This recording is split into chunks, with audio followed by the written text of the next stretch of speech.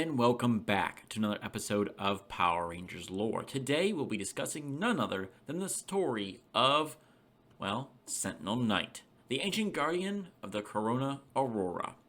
Now, his timeline is very confusing at times because there's some things that just don't match up perfectly, but don't worry guys, we're going to try and fill that out for you.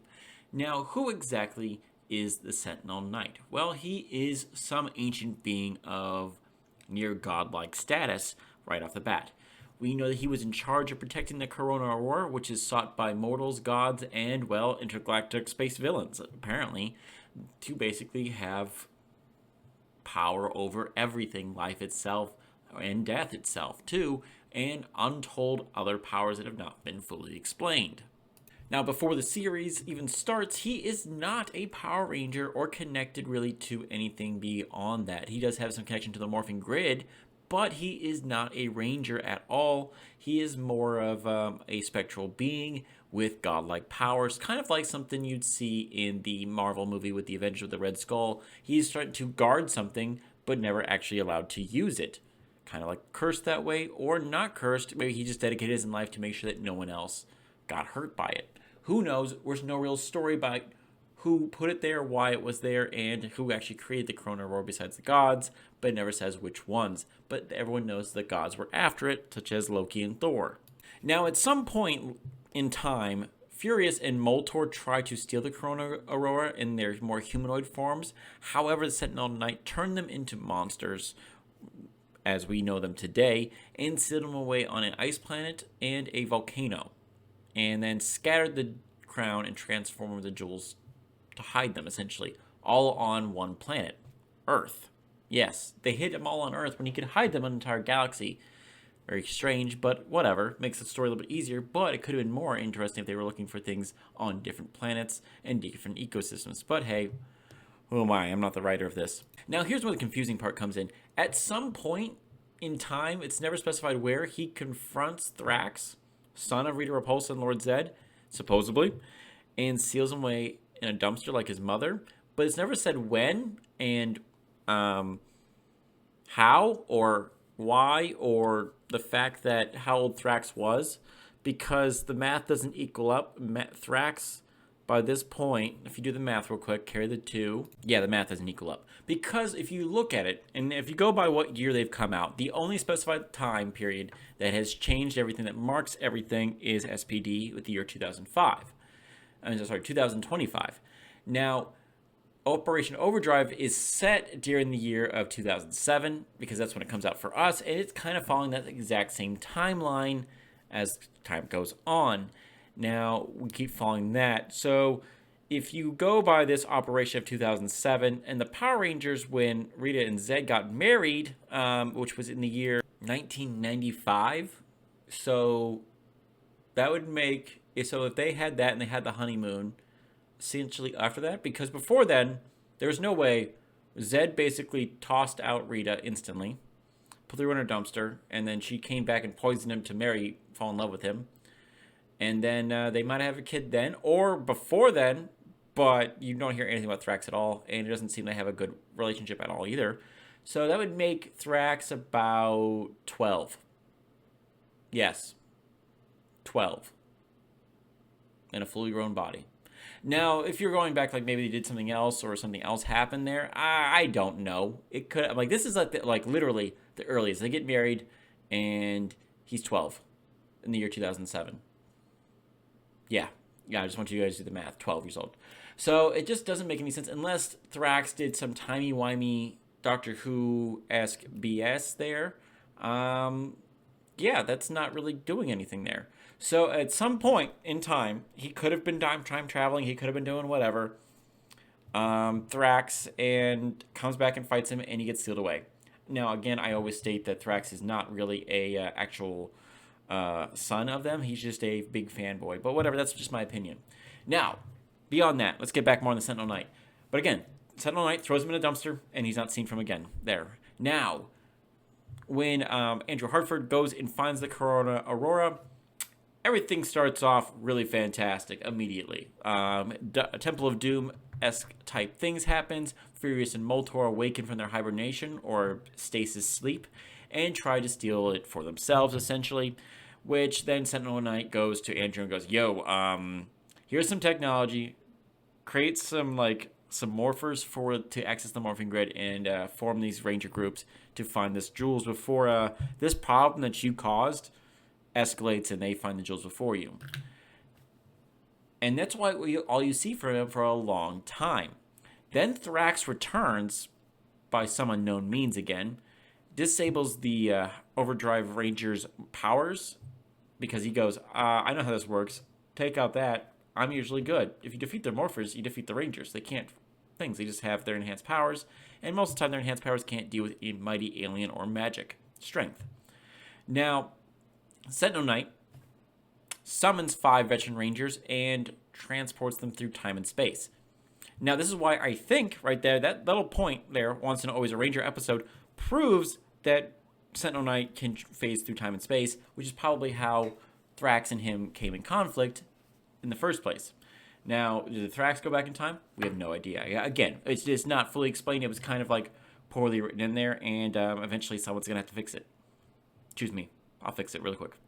Now, after Mac receives the holy sword of Excelsior, he gives it to Sentinel Knight, who then basically goes, "You're not going to harm it with anybody." And so he goes, "Yeah, that would be great," and restores him. Now, Sentinel Knight to his full power, fuses with him, and he becomes, in his physical form, the Sentinel Knight as we know him today. Now, so basically, he possesses the sword Excalibur, takes on the form of Excalibur, and then transforms out to be a more humanoid form that just allows him to become, like, essentially like a 6th Ranger, or 6th or 7th Ranger by this point. But he's not, but he is. And also, he gives a big power up to Mac when they fuse together in their battle gear form. Pretty interesting.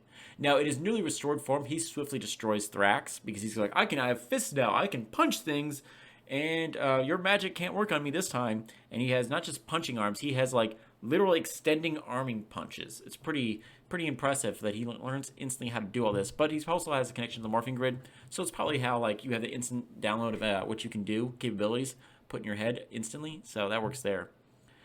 So he can go in and out of his Sentinel Sword power weapon form and just use it to knock things down. Later on, Rose modifies it, and he's able to merge with Mac to become the Red Sentinel Ranger. So, like, again, he's 3 forms in one. He's Sword, he's Sentinel Knight, and he is Red Sentinel Ranger. All impressive, but at this point, he then becomes less of a godlike character and more of a figure who's just there for a while. He's just not really doing anything. Oh, I could go find the Corona Aurora, or I could not.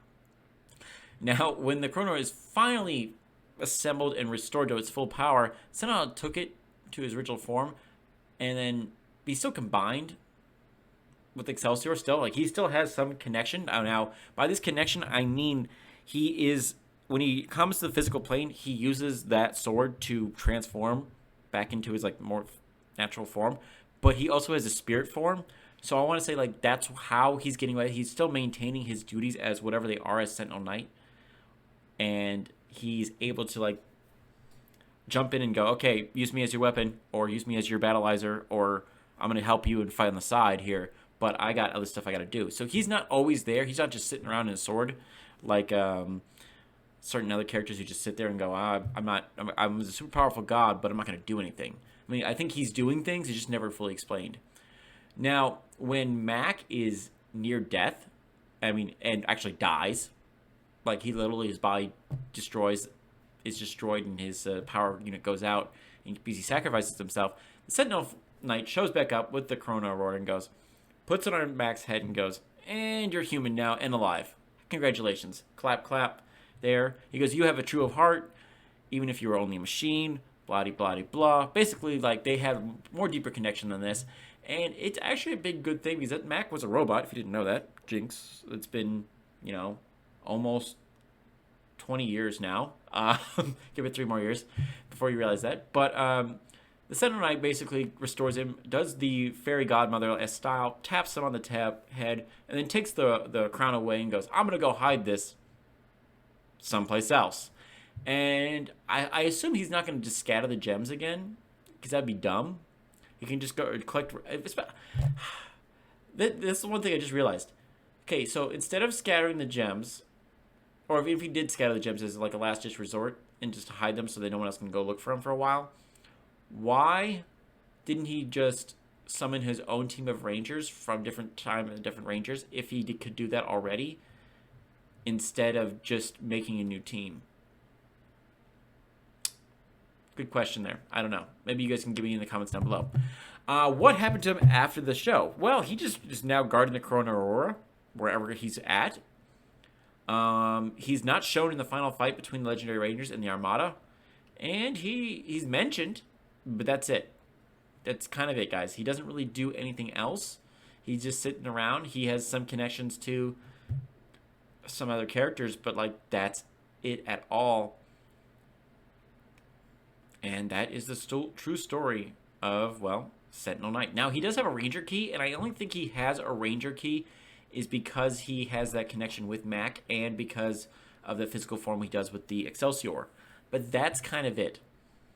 That's kind of all he does there. He doesn't do anything else there. I hope they can bring him more. Now, he has multiple forms. He has his original form, his super form, which I forgot about. I'm sorry.